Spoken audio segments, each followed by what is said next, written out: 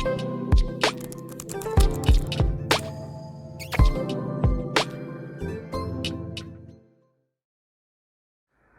AP 스탯 시험 5점 맞기 위한 플랜을 계속 이어서 가볼게요.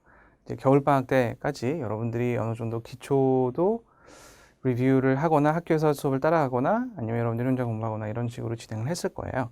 이제는 어떤 정도 시간이냐면은 주관식 문제를 보면은 어느 정도 쓸 수 있다. 이건 어떻게 어프로치 할 건지 줄줄줄 나올 수는 있는 그 상황이 돼야 돼요. 만약 그게 안 되면은 사실 이 과목이 이 AP 스탯이라는 과목은 주관식 다른 과목들이 물론 좀 그런 과목들이 대부분 그렇죠. AP들은. 그렇지만 여기서는 특히 주관식이 비중이 높아요. 비중이 높다는 것은 객관적으로 비중이 뭐 주관식이 60% 이런 게 아니라 딱 50대 50이에요.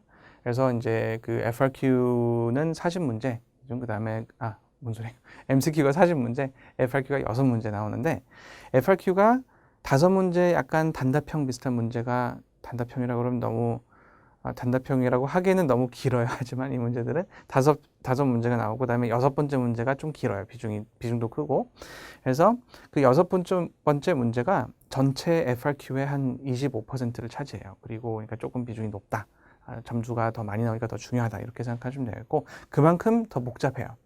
그리고 FRQ 나머지 첫 번째부터 1, 2, 3, 4, 5번 문제들은 조금 단순한 하나의 영역을 이제 기반으로 영역별로 이제 문제가 나오는데 그 FRQ 문제들은 여러분들이 이게 수학 과목으로 분류가 되어 있죠. AP Calculus, 그 다음에 AP Stat, 그 다음에 Math Track으로 분류되는 게 컴퓨터 과목도 있어요. Computer Science A, Principles 이런 것들. 그렇지만 Stat은 특히 수학 과목임에도 불구하고 수학의 특징이 굉장히 subdue되어 있는 좀 수학 같지 않은 약간 문과 과목 같은 느낌을 줘요. 무슨 말이냐면은 답을 쓸 때 여러분들이 수식을 쓰고 그 계산식을 쓴 다음에 답을 딱 써서 그게 다 맞으면은 그 과정이 맞는 게 정상이잖아요. 근데 스탯은 여러분들이 꼭 써야 될 그런 방향들이 있어요. 어프로치가 다 따로 정해져 있고 무슨 요소들이 꼭 필요한가 이런 것들이 정해져 있어요. 그래서 FRQ를 여러분들이 풀 때 이게 그냥 여러분들이 알고 있는 지식을 쭉 쓴다든지 공식만 써서 답만 구한다고 해서 되는 게 절대로 아니고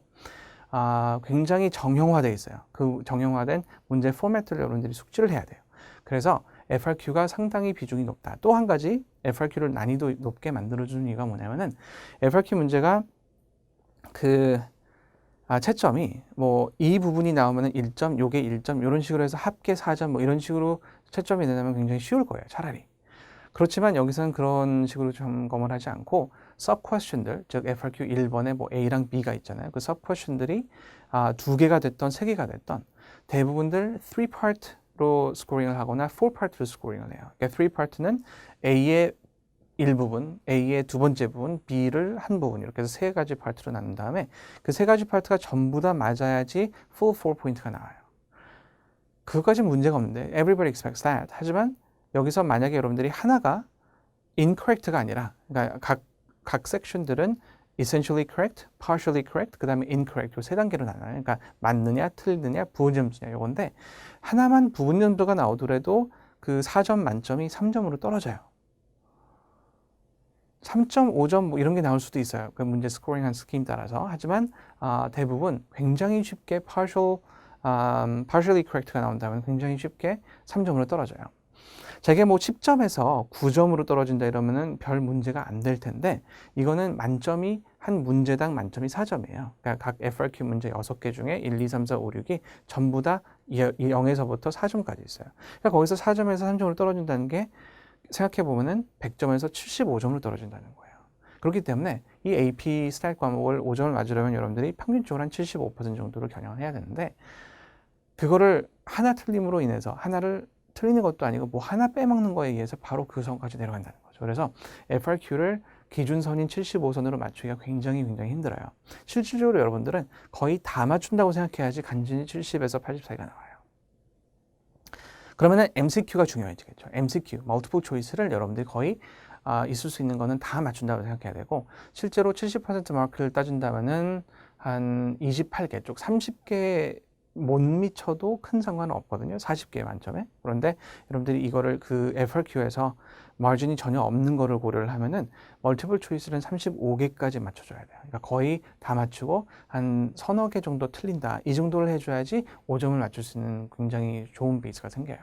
실제로 멀티플 초이스는 그렇게 나쁘진 않아요. 그렇게 힘들거나 이런 문제들이 많지 않고 여러분들이 충실히 공부했으면은 대부분의 문제들은 맞출 수 있는데 그 중에 한 두세 문제는 꼭 고약한 문제들이 있긴 있어요. 그건 어디나 있으니까 이해를 하고 그런 상황에서 여러분들이 35개만 넘고 FRQ에서는 대부분 꼭 놓쳐야 하는 거, 그러니까 망하는 게 망치거나 이렇게 빼먹는 게 있어서는 안 돼요. 예. 그래서 그런 그거를 주지를 하면서 이제 문제를 접근을 해보면은 3월부터 여러분들이 이제 보통 유학생들 1주, 2주 이렇게 첫 번째부터 오는 학생들이 있고 조금 늦게 본방이 시작돼서 2주부터 조인하는 학생들이 있는데 그걸 위해서 두 가지를 약간 분리를 해봤어요. 그래서 FRQ 쪽이랑 MCQ 중심이라고 했는데 이게 중심이기 때문에 FRQ만 하는 것도 아니고 MCQ만 하는 것도 아니에요. MCQ를 할 때는 FRQ를 좀 간략화해서 꼭 필요한 거 요점을 찝어주는 이런 형식으로 하고 FRQ 중심이자 최종 정리 이 부분에서는 뭘 하냐면은 FRQ를 심층 분석하는 그러니까 스코어링 가이드라인까지 해서 이런 그 스코어링 가이드라인에 보면은 뭐 3-part question, 4-part question 이런 게 있어요. 그래서 그거를 각자 맞춰보는 것까지 포함을 해요. 그리고 물론 그거 말고도 이제 FRQ에서 크게 다루는 영역별 문제들, 문제 유형 분석, 그 다음에 어떤 식으로 접근해야지 여기서 좋은 점수가 나오는지, 스톡 프레이즈들 이런 거 요약하는 거 이런 거 굉장히 유용한 내용들을 이제 골라 담았어요. 그래서 이 두 가지가 좀 별개예요. 여태까지 여러분들은 진도 이제 거의 다 나갔다라고 생각하기 때문에 특별히 더 진도를 나가는 거는 필요가 없어요. 하지만 물론 그 모자라는 부분들이 당연히 있을 거기 때문에 그거를 FRQ를 하면서 MCQ를 하면서 각각 필요한 이론들을 다시 짚고 넘어가요. 그런 것들은 매일매일 일어나기 때문에 사실 여러분들이 듣는 순서는 week 1이나 week 2는 자체적으로 난이도가 조절된다라고 생각하면 되겠어요. 그래서 여러분들이 시작하면은 1주, 2주 이렇게 듣거나 2주, 3주 듣거나 이렇게 해도 되고 특히 국내생들 같은 경우는 week 3에서부터 본방이 시작이 될 거예요. 그래서 요거 한 주를 인텐시브하게 듣고 미스아웃하는 요 week 2에 해당하는 C2 부분 있죠. 요거를 이제 4월 문제풀이반이라고 해서 총 5회 동안 해서 정리를 하도록 할 거예요. 그래서 앞에 부분에도 여기서도 월요일 수업부터 금요일까지 해서 5일 코스고 뒤에도 이제 5회가 정리가 되기 때문에 이거는 이제 C2가 좀 요거랑 살짝 다른 포맷이 될 수도 있지만 거의 대상이 되는 내용은 그 큰 차이가 없을 거예요. 그래서 그런 식으로 보링 스쿨의 두 가지 유형, 그 다음에 4월에 있는 문제풀이반 요거를 이용을 해서 3, 4월에는 여러분들이 그 실전 문제풀이를 완전히 습득하는 이런 코스가 될 거예요. 마지막으로 파이널 특강 최종 정리반이 있어요. 이거는 앞에서 이제 5월 2일까지 해가지고 문제풀이를 거의 다 완성을 했죠. 그러면은 마지막으로 이제 여태까지 배운 걸 쭉 정리를 하면서 소화를 하고 그 다음에 시험 전에 2번 정도 해서 총정리, 이론 총정리하고 예상 문제풀이를 2회에 걸쳐서 다룰 거예요. 이런 것들은 뭐 이거를 해서 이 문제가 나온다라고 하기에는 좀 사실 그 말이 맞긴 맞거든. 여기서 하는 문제들이 거의 대부분 나와요.